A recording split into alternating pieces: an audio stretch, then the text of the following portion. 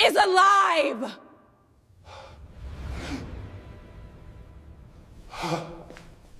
The silence in the mansion was a tangible entity, as heavy and enveloping as the cold marble that covered the floor of the grand hall.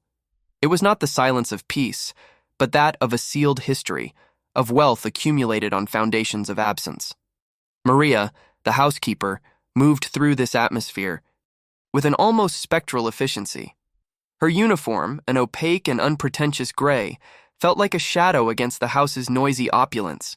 She knew the exact weight of every silver object, the fragility of every imported porcelain piece, the value of every hour of her work in contrast with the incalculable worth of what surrounded her.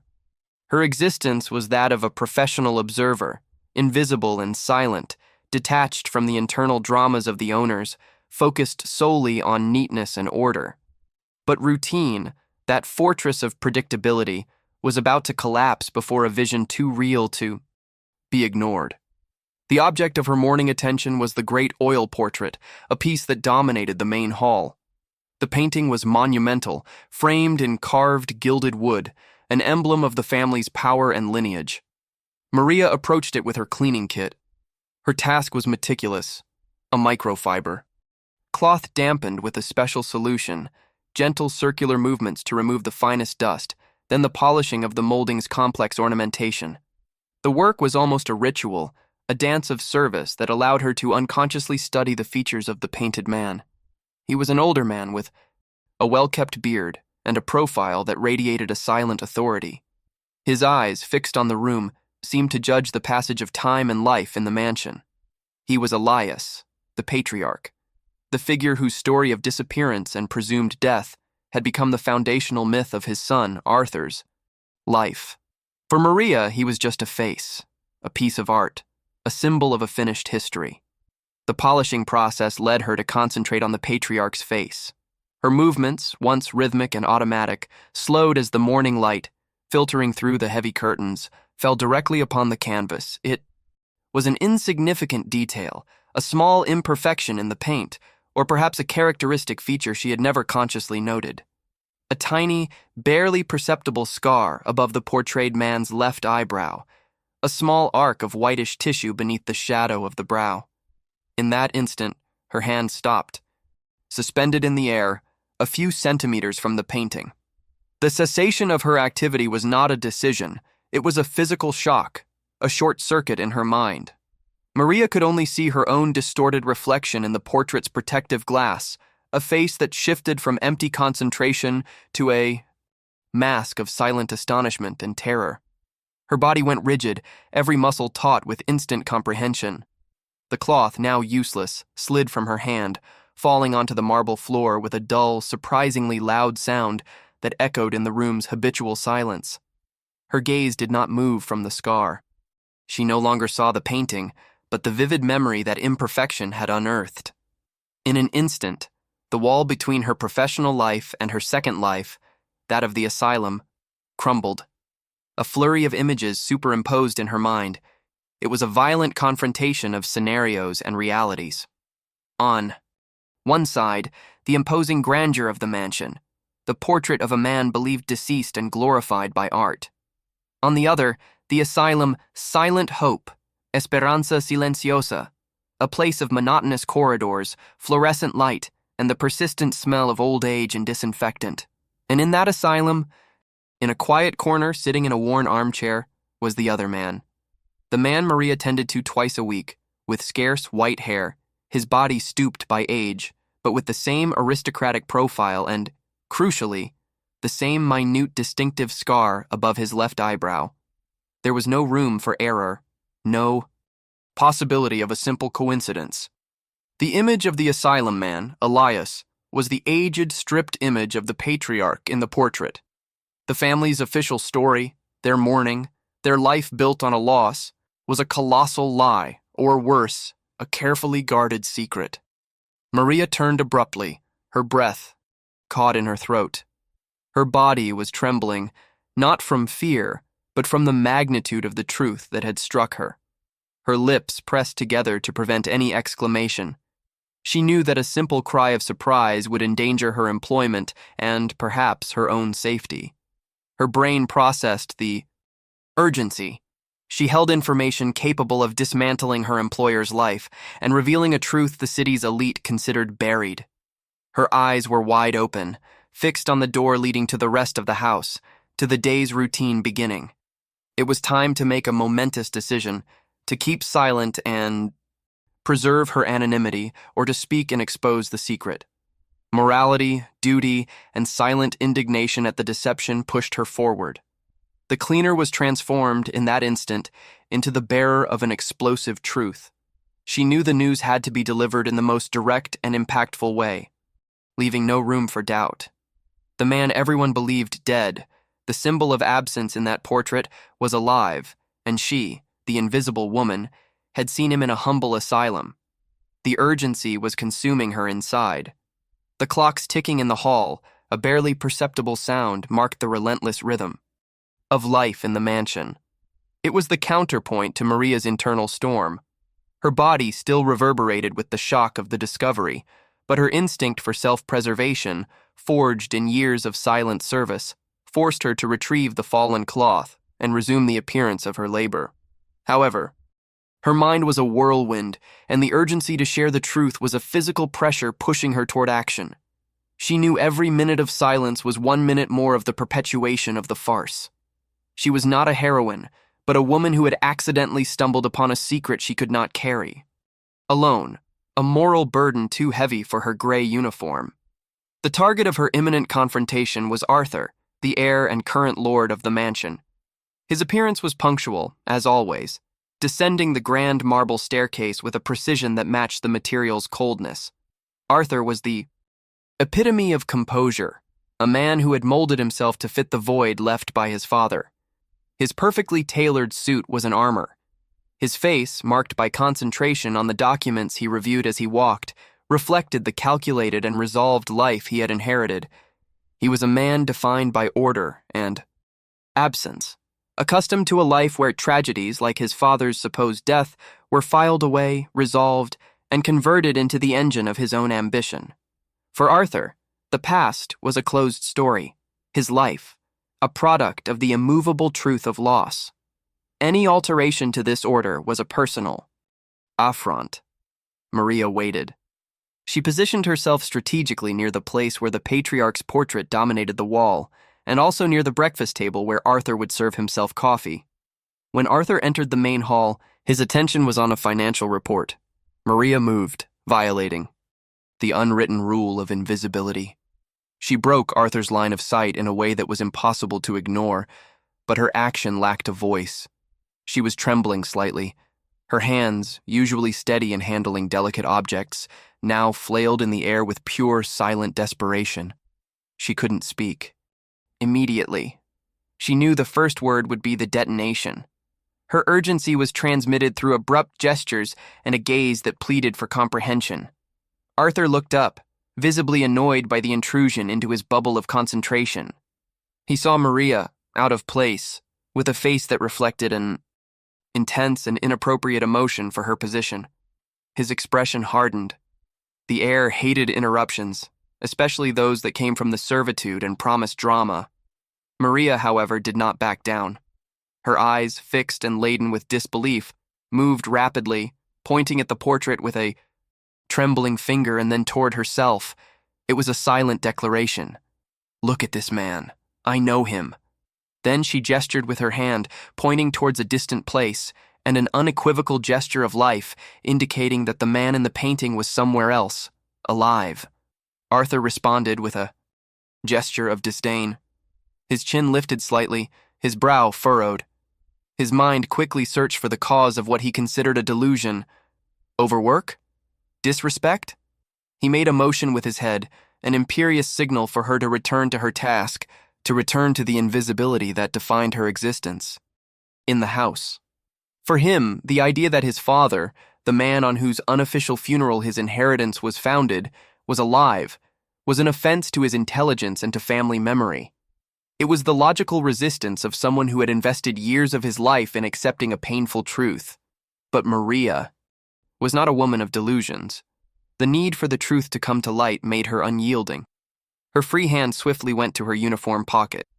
With an abrupt movement, she pulled out a crumpled piece of paper, a note with the asylum's name and address, hastily scribbled on the back of a receipt. She placed it on the table in front of Arthur, along with a small piece of cardstock she had procured, almost stolen, from the asylum's files. Elias's admission photo. It was blurry, poorly lit, the image of an old man in precarious conditions, but it showed the face of the man who had vanished from Arthur's life. The act was a direct challenge to Arthur's authority, a slap of physical reality against the fantasy of his wealth. Maria placed the small, blurry photo right next to the imposing oil portrait, gesturing with her head from side to side. The contrast was painful. The magnificence of the painting against the stark reality of the asylum. Art glorified the man. The photo humanized him in his fragility. But as the old man's face was brought closer to the patriarch's portrait, the truth became undeniable. Maria made a final gesture, touching the eyebrow of the portrait and then the eyebrow of the blurry photo. She was pointing out the only constant detail, the anchor of truth in a sea of lies, the tiny yet perfectly matching scar. At that moment, Maria crossed her hands over her chest, a silent oath of honesty and conviction. Her message was not one of madness, but of certainty. Arthur was finally forced to drop his guard. The anger over the interruption gave way to a deep and wounding confusion. He picked up the crumpled note and the blurry photo, his fingers grazing the surface of the evidence. His gaze alternated between the artistic image of his father, immortalized in his youth, and the faded photo of the old man in the asylum. It wasn't the general resemblance that stopped him, but the small scar, that physical detail that linked the two realities irrefutably. The insignificance of the detail magnified the certainty of the fact. The man who, for years, had been a statue of grief and a frozen memory, could be a living person, breathing, a few kilometers away, living in anonymity. A chill ran down Arthur's spine. The pain of loss, the official mourning, the story he had told everyone, everything began to crumble under the weight of that small scar. If his father was alive, why the secret? Why the choice of exile? What kind of lie had been built around him? Doubt was a poison that, once injected, demanded an immediate cure. Arthur, a man of absolute control, found himself in unexplored territory, emotional uncertainty. He stood, motionless, looking at the paper in his hand, the truth silently exploding in the center of his perfectly ordered life. The possibility, however remote, that his father could be alive, ignited a hope he thought dead, but also a dark rage at the deceit. The portrait now seemed to mock him. The hall was engulfed in a dense and charged silence, much heavier than the usual. Arthur did not move immediately. His mind, accustomed to processing figures and market strategies with an implacable logic, was in a state of emotional paralysis. The crumpled note and the blurry photograph which he still held were the physical proof of a fracture in his reality. The scar, that trivial detail, was now the abyss separating his life from the truth. Rage, cold and methodical, began to displace disbelief, directed not at the humble Maria, but at the man who had chosen to live in the shadows and, by extension, at the life he had inherited based on that absence. The need for silence and solitude was imperative for a man who valued control above all else. Without looking at Maria, who had already returned to her work with a new layer of tension and expectation, Arthur retreated towards his private sanctuary. Arthur's sanctuary was his office, a space that reflected the personality forged in his father's absence. It was a room designed for efficiency, with shelves crammed with financial reports, leather-bound accounting ledgers, and state-of-the-art information terminals. It was the center of his empire, a place where only verifiable facts and calculated futures existed. There was no personal art or ornamentation to suggest warmth or a happy family past. The only object discordant with this austerity of purpose, the only concession to sentimentality, was a small, faded, and aged photograph resting discreetly in a corner of his immense mahogany desk. The image showed a younger Elias, vibrant and with an air of noble melancholy, surrounded by Arthur, still a small child, and Arthur's mother, whose smiling face was a now distant memory. This photograph was a silent memorial to lost happiness, and until that moment, a testament to the memory of a dead man. Arthur sank heavily into his leather armchair. The official story, the one he had been told since adolescence, the one he had recited in social circles, and that had cemented his position as the sole heir, unfolded in his mind. He closed his eyes, and a visual sequence like a silent documentary ran through the facts. It consisted of old newspaper clippings, yellowed legal documents, and formal condolence letters, all meticulously filed in a safe. The headline spoke of the mystery of Elias, of his disappearance years ago. The accepted version varied between a fatal accident at sea and a flight orchestrated by the shame of a financial collapse that had never been fully confirmed. The family, or those remaining, had reached a consensus. Elias was dead. The topic had become a taboo, a wound left untouched, allowing the mansion and the financial legacy to remain intact, governed by the shadow of loss. The silence of his office, once his ally, became his enemy. He stood up and walked to his liquor cabinet. With a slow, heavy gesture, he poured a generous measure of aged whiskey, the amber, color of the liquor catching the morning's dim light. He drank the liquid in a single gulp, seeking the searing warmth that could mitigate the coldness of his discovery. Then, he approached the patriarch's portrait, the immense canvas from Part 1 which now seemed like a mockery. Arthur extended a hand and touched the glass covering the painting, his fingers tracing the scar above the eyebrow. His father's absence had, paradoxically, been the foundation of his own identity, a cold and controlled person, incapable of dealing with the chaos that Elias's life represented. The mere suggestion that Elias could be alive and had actively chosen his exile reopened an emotional wound Arthur believed completely healed, revealing that the foundation of his life was based on an imposed or self-imposed lie. The need for answers became an obsession. Arthur headed to a hidden safe behind a bookshelf of law books. The box contained the family's most sensitive documents, those only he, as heir, could access. With a dull click, the box opened.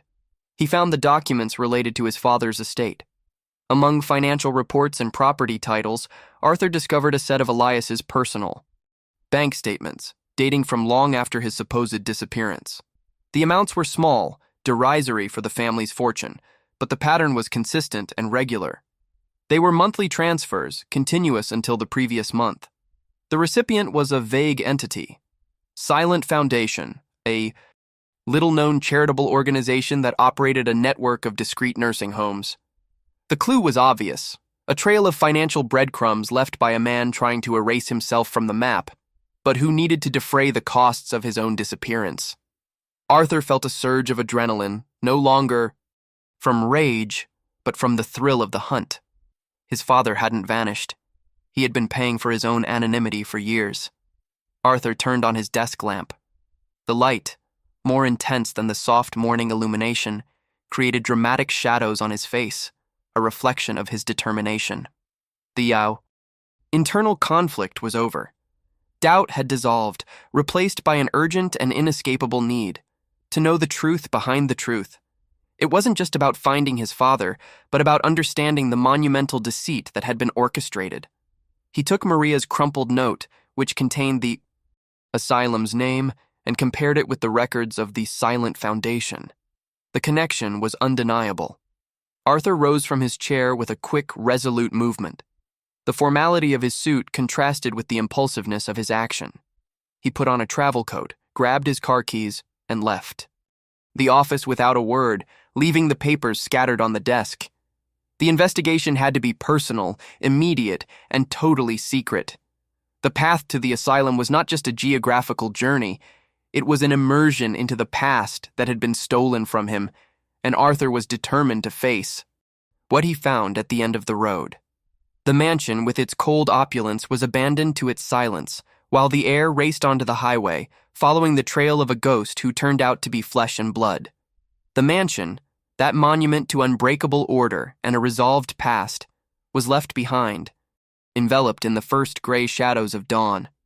Arthur hadn't left detailed instructions, just a brief, vague note for his employees, a maneuver that guaranteed no one would suspect the true nature of his departure. His business suit, a garment designed for boardroom control, felt incongruous with the clandestine mission he was now undertaking. The car, a high-end vehicle, silently slipped its figure through the main gate, almost like a predator abandoning its lair. Discretion was essential. This trip could leave no trace, couldn't become a drawing room rumor. The speed with which he left the paved roads and the artificial light of his neighborhood reflected not only the engine's power, but the feverish urgency of his soul. The initial rage over the deceit had transformed into a pure, brutal need to confront the truth, to close the circle that had opened with the appearance of the scar. The journey was a progressive immersion into the reality his father had chosen, a reality stripped of the opulence and artifice to which Arthur was accustomed. With the car dashboard light illuminating his focused face, he keyed the address into the navigation system. The destination was not a country club or a financial district, but a remote, almost forgotten spot on the metropolis's outskirts, a place the map marked with bureaucratic indifference. This location, deliberately set apart, was already a statement in itself, a testament to the emotional distance Elias had interposed between his former life and his self-exile. Arthur felt like an intruder, an agent of his own history, forced to penetrate a territory that had been intentionally concealed from him. As he devoured kilometers on the highway, Arthur's mind became a personal cinema, repeatedly projecting the last moments in the mansion. Maria's silent gestures were the soundtrack to his trip, her trembling hand pointing at the portrait, the desperate insistence, the shocking contrast between the painting's grandeur and the blurry photograph's crudeness. Arthur, the calculating businessman, found himself driven by a conviction that wasn't his own, but that of an anonymous housekeeper. Maria's certainty had nestled within him, guiding him through the night. He gripped the steering wheel, feeling the tension in his forearms. The internal conflict wasn't a simple debate between disbelief and hope. It was the collision of the life he had lived as the grieving heir against his father's secret life as an anonymous man. If Elias had orchestrated everything, the deceit was monumental, and Arthur could do nothing but follow the trail of the flesh-and-blood ghost. Arthur's vehicle left the polished smoothness of the main roads.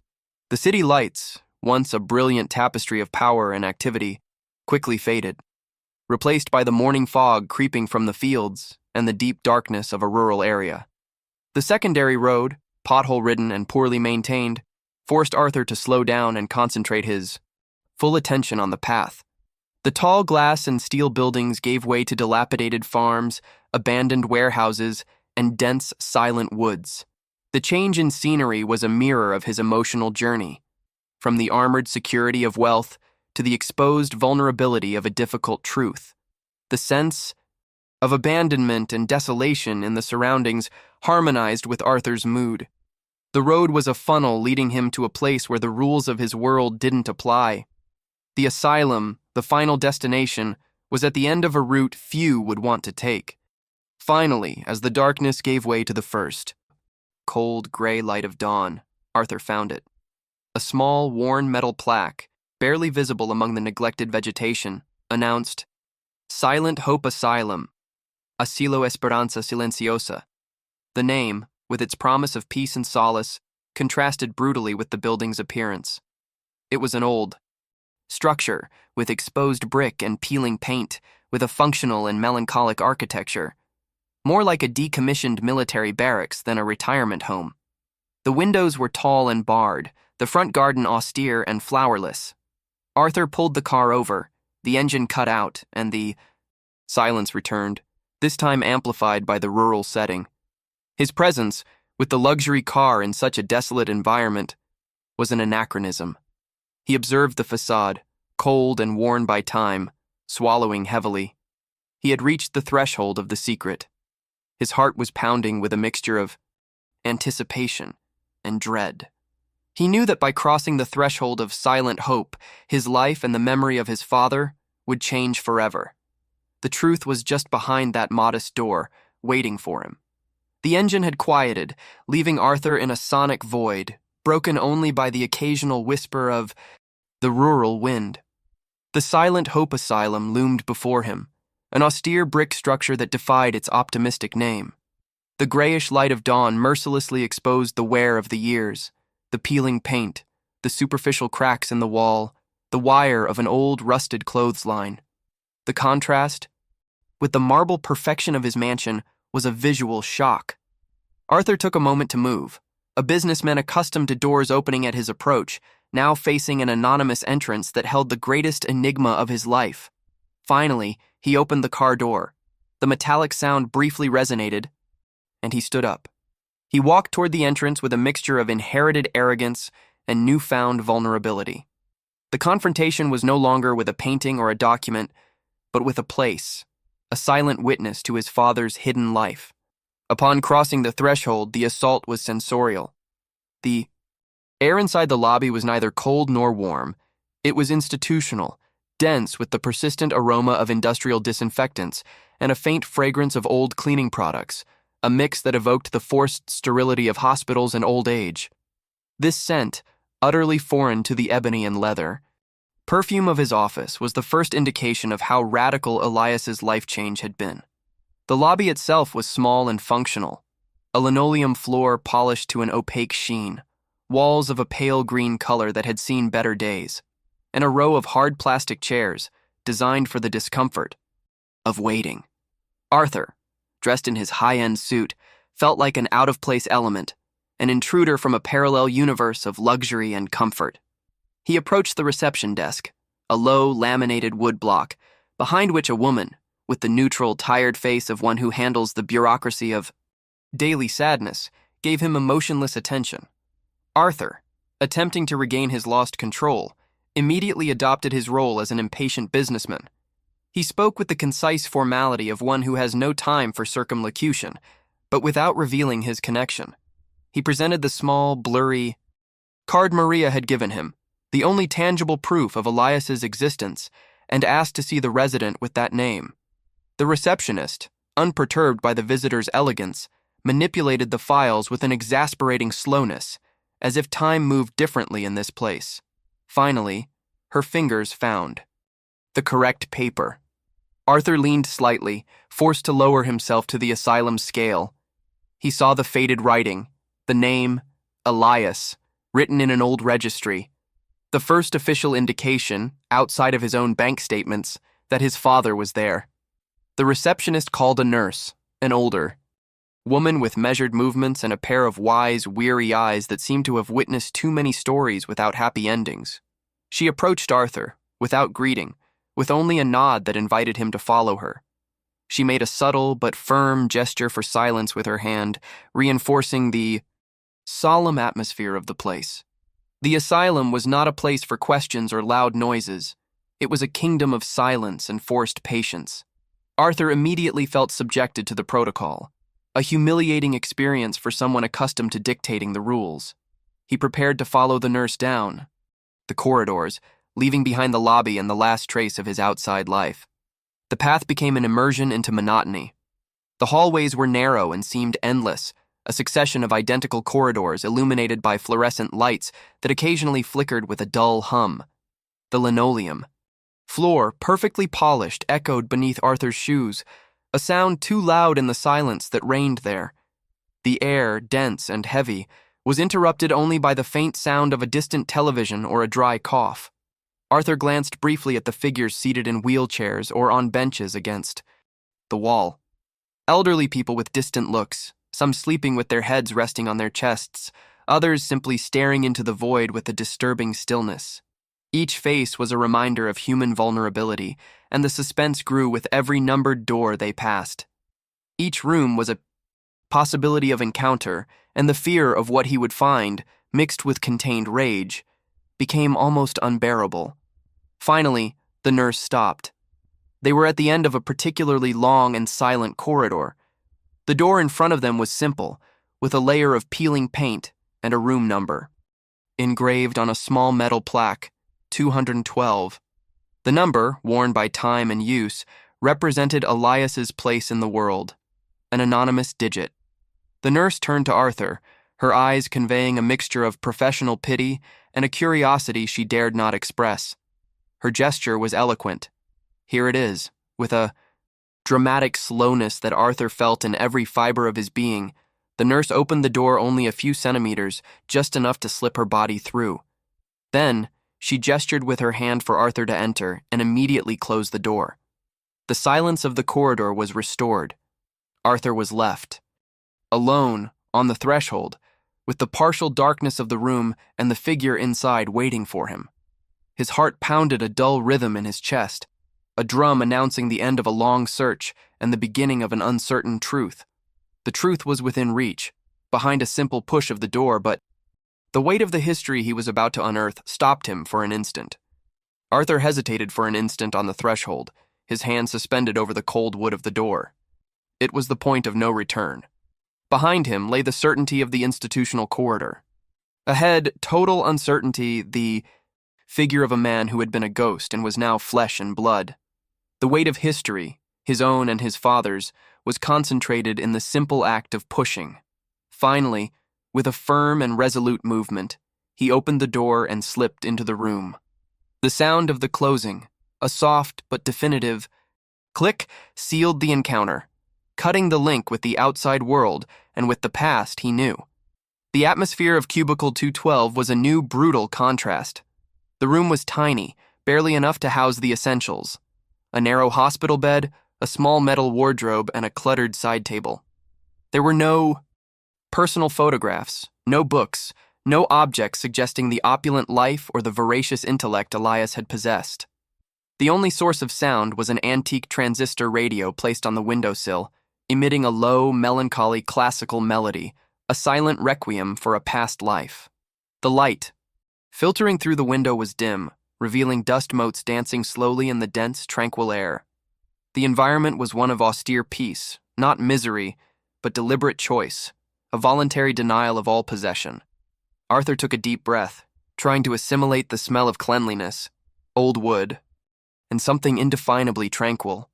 In the center of this space of renunciation, seated in a worn fabric armchair, was the figure he had come to find. An old man, his body hunched by the gravity of the years, and his hair fine as silk, bleached by time. His face was thin, deeply lined with wrinkles, and his skin, almost translucent, reflected not the tan of a man of the sea, but the paleness of an inner existence. He was absorbed, staring fixedly out the window at the anonymous landscape. Arthur observed. He was, and he was not, the man in the portrait. The power, the implacable force that dominated the painting had vanished, replaced by a fragility that was almost painful to witness. However, there was no room for doubt. The bone structure, the profile of the nose, the jawline. Beneath the patina of aging, the patriarch was unmistakable, a stripped-down version of his former glory. Arthur took a slow step forward, the weight of his suit and leather shoes, designed for oriental rugs, resonating too loudly on the linoleum. He approached the armchair with the intensity of a scientist examining irrefutable evidence. His gaze, cold and analytical, immediately settled on the detail that had initiated this search, the microscopic thread that connected two unconnected realities. The scar. There it was, clear and unmistakable, above Elias's left eyebrow. The small arc of whitish tissue that Maria had pointed out so vehemently. It was the silent signature, the biological proof of identity. Arthur's fury and skepticism dissolved completely, replaced by absolute recognition. It was not a resemblance, not a case of double identity. It was, without a shadow of a doubt, his father. Elias, absorbed in his contemplation of the window, felt the interruption of the silence. Slowly and deliberately, he turned his head.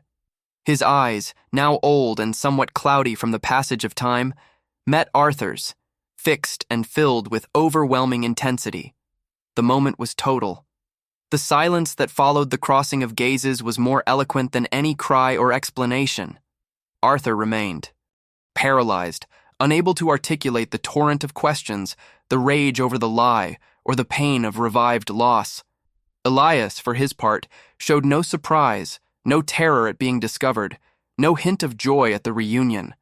There was only a deep stillness and a quiet acceptance, as if Arthur were a long-awaited visitor and his presence, the fulfillment of a prophecy or the end of a self-imposed term.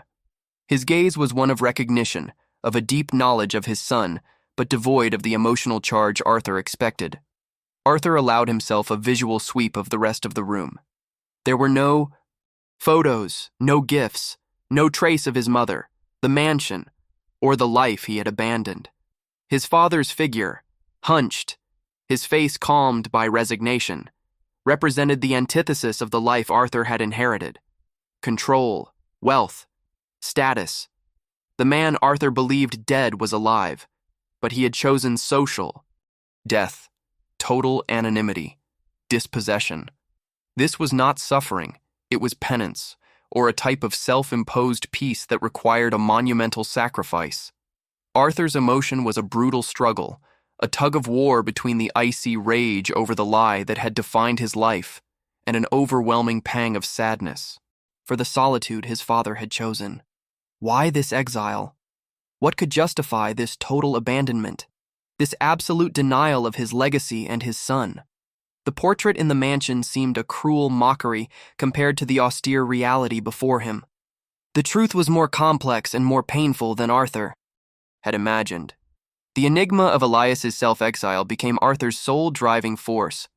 The dense, charged silence persisted in the small cubicle, but the inertia of the encounter was over. Arthur, immobilized by the intensity of his father's gaze, felt an urgent, primitive need for connection, to break the barrier of time and the lie. His hand, the hand of the cold, controlled air, reached across the space separating them, a desperate impulse to touch Elias, to verify the flesh and blood, to reclaim the lost father. It was a silent plea for the paternity that had been stolen from him. However, Elias, the author of this years-long silence, reacted with a minimal but absolutely firm gesture. His hand, thin and covered in translucent skin, moved subtly, not in angry rejection, but in a final demarcation. It was a wordless request for Arthur to respect the limit he himself had imposed, the unbreakable boundary of his self-exiled solitude. The barrier was not one of resentment, but of protection, the last act of a man who refused to be touched by the life he had decided to abandon.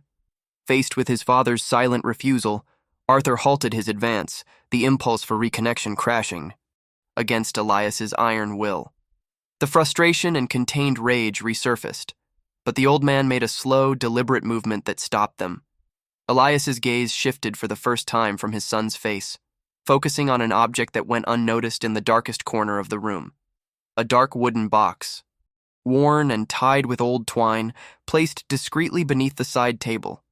It was the only element in the austere cubicle that suggested a prior history, a possession with emotional weight. With a barely perceptible movement of his head and an effort that seemed to cost him all his energy, Elias pointed to the box, inviting Arthur to approach. Arthur walked toward the box. The metal of his suit brushed against the worn fabric of the chair, the sound an echo in the silence. The chest was closed but not locked, just a simple metal latch. Upon lifting it, Arthur felt the weight, not physical, but of years of accumulated secret. The scent that emanated upon opening the box was that of old paper, mold, and stopped time. Inside, he found two objects, a leather-bound diary with yellowed pages and a detached spine, and a pile of envelopes. The letters, thick and well-preserved, were addressed to him, "To my son, Arthur," but all were sealed and undated for sending. It was an archive of unspoken words, a secret monologue. Arthur set the letters aside, his attention immediately gravitating toward the diary, the promised heart of the truth. Arthur opened the diary to the first, written page. The handwriting, elegant and recognizable, was his father's, but the tone was unknown to him, intimate and harrowing. The first entries, dating from just before his official disappearance, revealed the truth that no bank transfer could explain. Elias had received a devastating diagnosis, a degenerative, progressive, and incurable neurological disease, a condition that promised not only the gradual loss of strength and body, but the slow and humiliating disintegration of mind and identity.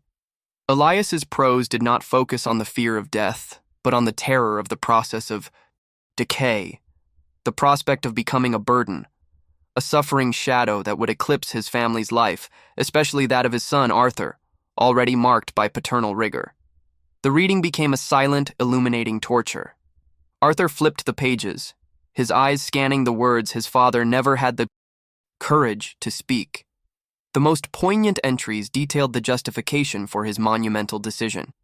The disappearance was not a flight from financial shame nor an accident, but a last and supreme act of control.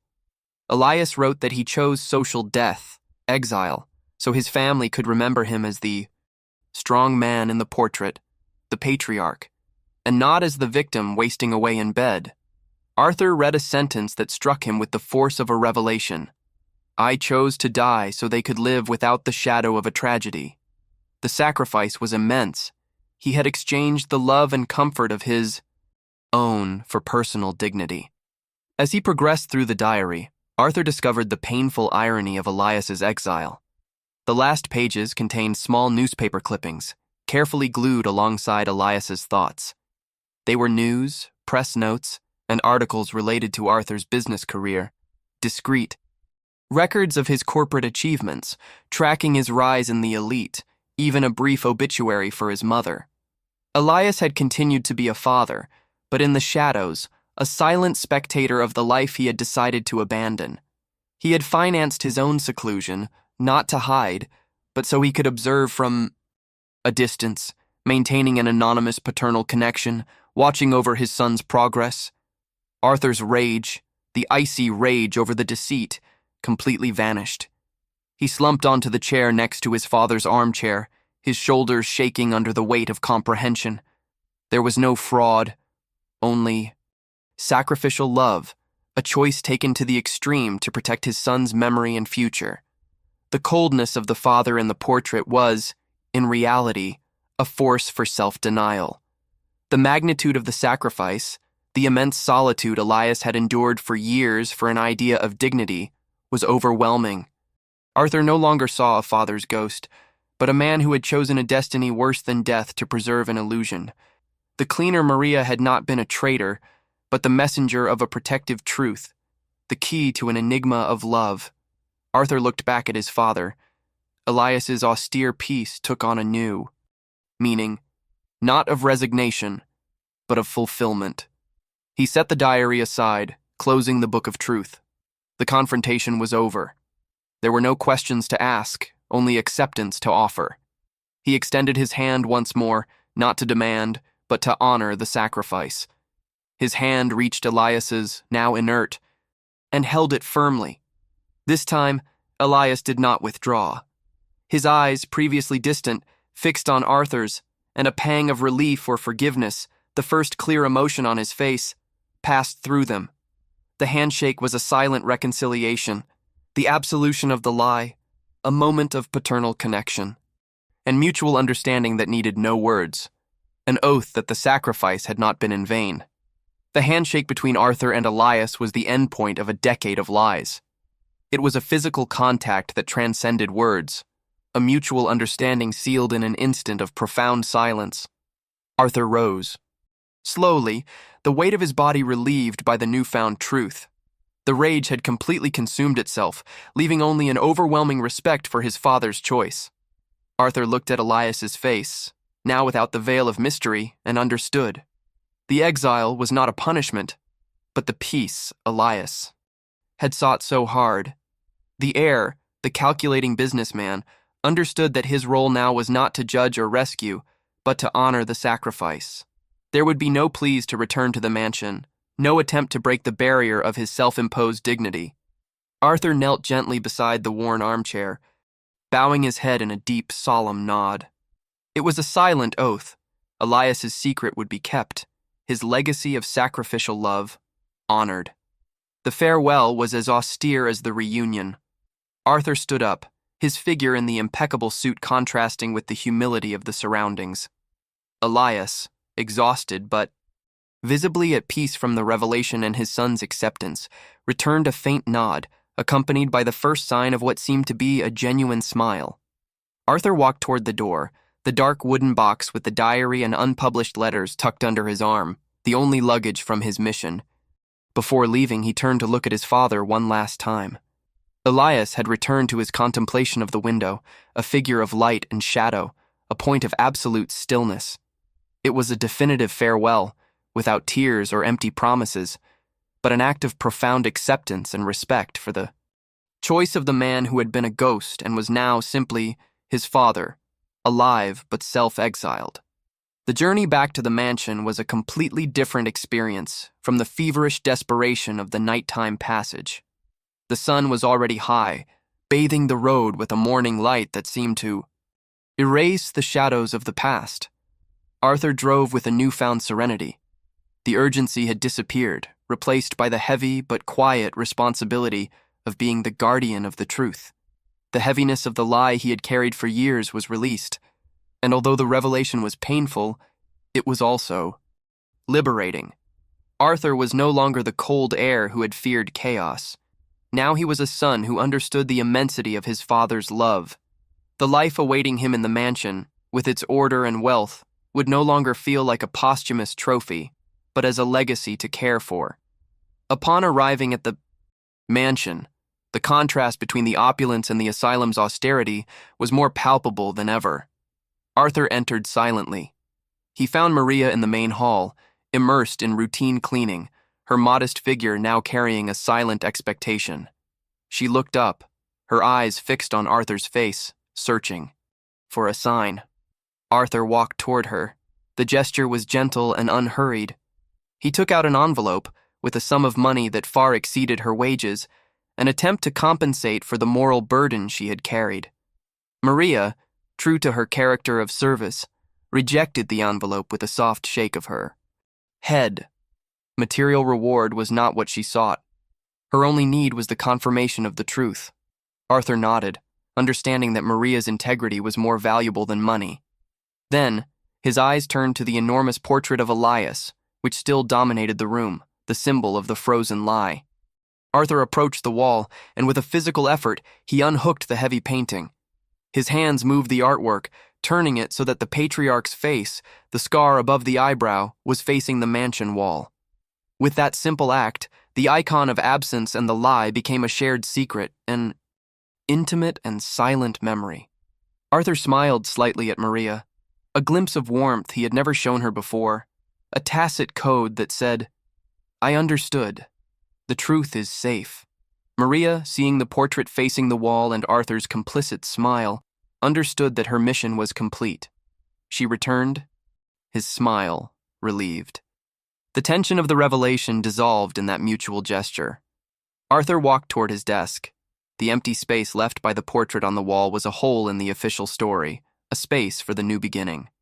Arthur took the old, faded family photo of Elias, the only concession, to sentimentality in his office and placed it in the center of his desk. The legacy of control and coldness had been replaced by the truth of his father's silent, sacrificial love. The mansion, that monument to silence and order, was filled with a renewed peace, a peace built on the acceptance of a well-kept secret and the promise of an unbreakable love that did not need physical presence to survive. The mystery of Elias was no longer a ghost, but a profound act of love that Arthur would carry with him.